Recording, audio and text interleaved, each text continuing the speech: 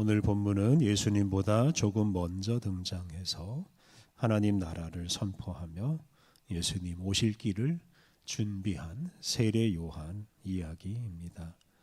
누가복음 1장과 2장의 이 세례 요한의 출생 이야기가 아주 자세하고 길게 나옵니다.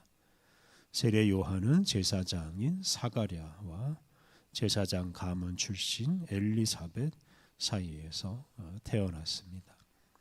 세례 요한은 어머니 엘리사벳의 뱃속에 있을 때 장차 오실 메시아 예수님의 길을 준비하라는 사명을 받았습니다. 세례 요한은 제사장 가문 출신으로서 성전에서 제사장으로 일하면서 살 수도 있었지만 그는 집과 예루살렘을 떠나서 광야에서 주로 살면서 자신을 훈련하고 하나님 말씀 듣는 훈련을 하였습니다. 그리고 때가 되었을 때 하나님 나라를 선포하면서 예수님이 오실 길을 준비하는 사명을 수행하기 시작했습니다. 1절과 2절 말씀. 그때에 세례 요한이 이르러 유대 광야에서 전파하여 말하되 회개하라 천국이 가까이 왔느니라 하였으니. 세례 요한은 주로 유대 광야에서 활동하였습니다. 사람들이 살지 않는 그 광야, 세속 권력자들의 통치가 미치지 않는 곳에서 살면서 그에게 주어진 사명을 준비하였습니다. 지난 주일에 말씀드린 것처럼 요한은 세속 문명으로부터 동떨어진 그 광야에서 활동하였습니다. 그리고 세례 요한은 도시에 사는 사람들을 바로 그 광야로 오게 해서 광야에서 하나님의 말씀을 듣게 하였습니다. 세속 문명이 발달한 도시에서 살다 보면 그 문명이 주는 이익이나 쾌락에 빠져서 하나님으로부터 멀어질 수 있습니다. 세례 요한이 문명이 발달한 도시가 아니라 광야에서 하나님을 만나고 하나님의 뜻을 이루었다 하는 것을 우리가 기억하고 우리도 도시 문명이 주는 혜택에 빠지지 않고 아무것도 없는 광야에서 하나님 만나는 훈련을 해야 합니다. 세례 요한은 그 광야에서 회개하라 천국이 가까이 왔느니라 라고 외쳤습니다. 이 마태복음을 기록한 마태는 유대인으로서 하나님이라는 이름을 함부로 부르거나 사용하지 않았습니다. 그 때문에 하나님 나라라는 말 대신에 천국 또는 하늘나라라는 말을 사용하였습니다. 이렇게 하나님이라는 말 대신에 하늘이라는 말을 사용한 것입니다. 그래서 이 마태복음이 말한 천국은 하나님 나라, 즉 하나님이 다스리는 나라를 가리킵니다. 그리고 이 천국, 즉 하나님 나라가 가까이 왔다는 것은 하나님 나라가 우리 눈앞에 와 있다는 뜻입니다. 세례 요한은 하나님 나라가 눈앞에 다가왔으니 하나님 나라 백성으로 살기 위해서는 회개해야 한다라고 하였습니다. 이러한 세례 요한의 활동을 하나님 나라 운동이라고도 부릅니다.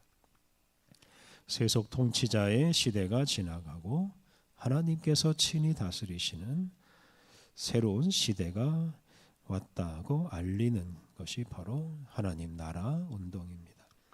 세례 요한은 메시아 예수님과 함께 이 세상에 하나님 나라가 왔다고 말하면서 그 하나님 나라로 사람들을 초대하였습니다. 세례 요한 뒤에 등장한 예수님도 세례 요한과 똑같이 하나님 나라가 가까이 왔다라고 선포하셨고 그리고 더 나아가서 사람들의 죄를 용서하시면서 하나님 나라 백성으로 살게 하셨습니다. 예수님은 하나님 나라를 선포하실 뿐만 아니라 이 세상에 하나님 나라를 확장하시면서 사람들로 하여금 세상 나라 백성이 아니라 하나님 나라 백성으로 살아가게 하셨습니다. 3절과 4절은 세례 요한을 소개하는 말씀입니다. 3절 그는 선지자 이사야를 통하여 말씀하신 자라.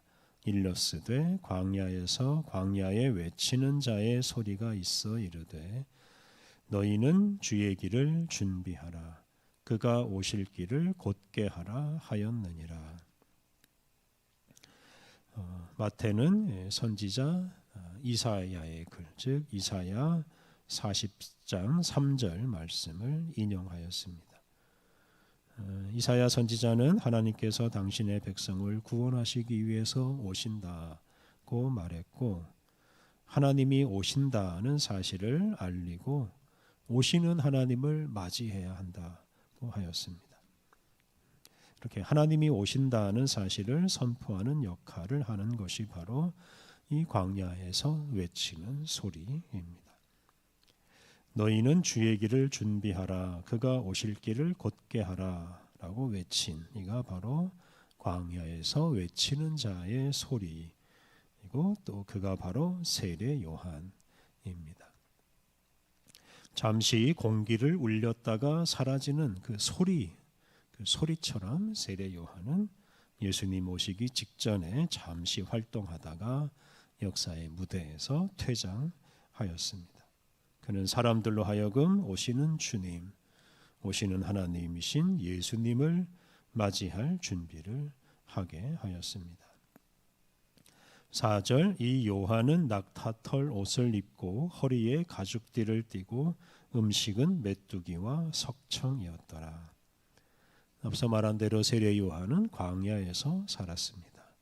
그는 광야에서 구할 수 있는 그런 가공하지 않은 옷을 입고 가죽띠를 띠고 살았습니다. 그는 낙타 가죽으로 옷을 해입고 가죽띠를 띠고 그리고 메뚜기를 잡아먹고 석청, 들꿀을 채취해서 먹고 살았습니다. 이 세속 문명 또 세속 나라는 사람이 만들어 가는 것이지만 하나님 나라는 하나님께서 친히 만드십니다. 사람이 만드는 세속 문명이나 세속 나라가 제 아무리 발전해도 결코 하나님 나라가 될 수 없습니다. 그렇기 때문에 세례 요한은 세속 문명으로부터 멀리 떨어진 광야에 들어가서 그곳에서 문명의 혜택을 전혀 누리지 않고 살면서 오직 하나님이 이루실 하나님 나라를 기대하면서 살았습니다. 그리고 예수님과 함께 그 하나님 나라가 온다는 사실을 사람들에게 알리고 예수님과 함께 하나님 나라를 맞이할 준비를 하게 하였습니다. 5절과 6절은 사람들이 광야에 있는 세례 요한에게 나와서 세례를 받는 이야기입니다. 5절과 6절 이때에 예루살렘과 온 유대와 요단강 사방에서 다 그에게 나와 자기들의 죄를 자복하고 요단강에서 그에게 세례를 받더니 광야에서 하나님의 말씀을 전하는 세례 요한의 소문이 널리 퍼졌습니다.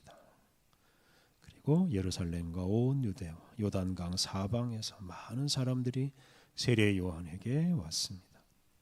문명이 발달한 곳에서 살던 사람들이 이 광야에서 하나님 말씀을 전하는 세례 요한에게 나와서 세례 요한으로부터 하나님의 말씀을 듣고 배웁니다. 그리고 자신들의 죄를 깨닫고 자복하였습니다. 그들이 하나님 나라에 합당하지 않은 사람인 것을 깨닫고 고백하였습니다. 그리고 세례 요한에게 세례를 받았습니다. 세례 요한이 베푼 세례를 회개의 세례라고 부릅니다. 오늘 본문에서 말하는 회개는 세상 나라 삶의 방식에서 벗어나서 하나님 나라 방식으로 살아가는 것입니다.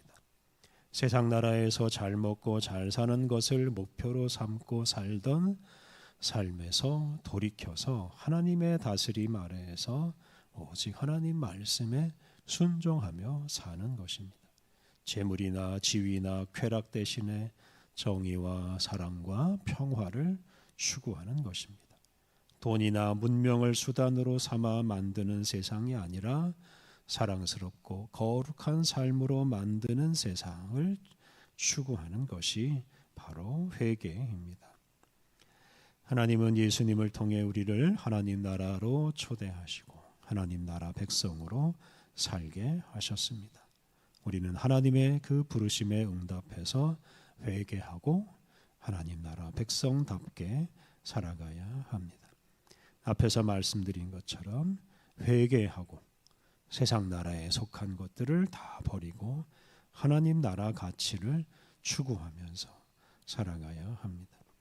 우리는 다시 오실 예수님과 예수님이 완성하실 하나님 나라를 기다리며 살고 있습니다. 장차 예수님은 온 세상을 하나님 나라로 변화시키실 것입니다. 그때 더럽고 추한 세상적인 것들은 다 사라지고 말 것입니다.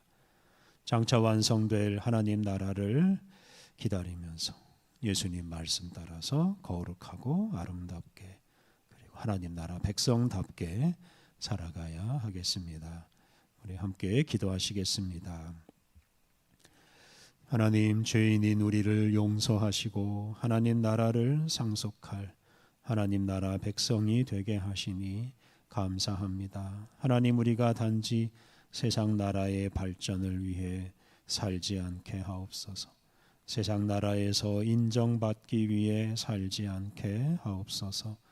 오직 하나님 나라를 바라보며 세상 나라에 속한 것들을 다 내어버리고 하나님 나라에 합당하게 살게 하옵소서.